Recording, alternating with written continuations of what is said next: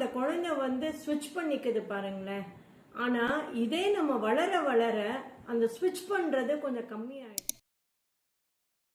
வணக்கம், பிருந்தா பயணத்துல பேச வந்திருக்கேங்க.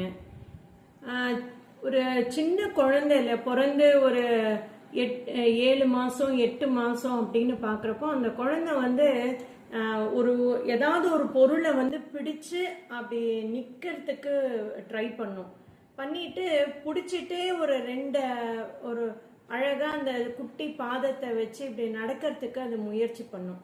அப்புறம் கொஞ்சம் ஒரு 10 நாள் 15 நாள் அதை ட்ரை பண்ணோன்னு திடீர்னு கையை விட்டுட்டு தத்தக்கா புத்தக்கான்னு நடக்கும். அப்புறம் கீழே விழுகும், திருப்பி எந்திரிக்கும், திருப்பி தத்தக்கா புத்தக்கான்னு நடக்கும், கீழே விழும். எனக்கு இன்னும் ஞாபகம் இருக்கு, என்னோட பேரன் ஒரு நாள் நைட்டு ஒரு 7 மணிக்கு தத்தக்கா புத்தக்கான்னு நடக்க ஆரம்பிச்சான்.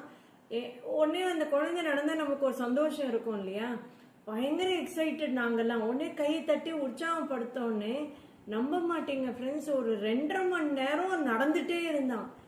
தங்கம் வேணாண்டா வேணாண்டான்னா கால் வலிக்கும்.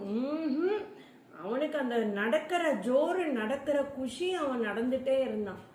இன்னொன்னு உண்மை தெரியுங்களா, 1 ஹவர்ல ஒரு குழந்தை 19 தடவை கீழே விழுமாமா. ஆனா 19 தடவை எந்திரிச்சு அது நடக்குமாமா. இந்த குழந்தை நடக்கணும்ன்ற அந்த ஆசை வரப்போ கீழே விழுகிறதுல தன்னோட கவனம் வச்சுக்காதுங்க, நடக்கிறதுல தான் அதோட கவனம் வச்சுக்கும். ஆனா நம்ம வளர வளர நம்ம நடக்கிறதுல கவனம் செலுத்துறது இல்லைங்க, எத்தனை தடவை நம்ம கீழே விழுகிறோங்கிறதுல தான் கவனம் செலுத்துறோம்.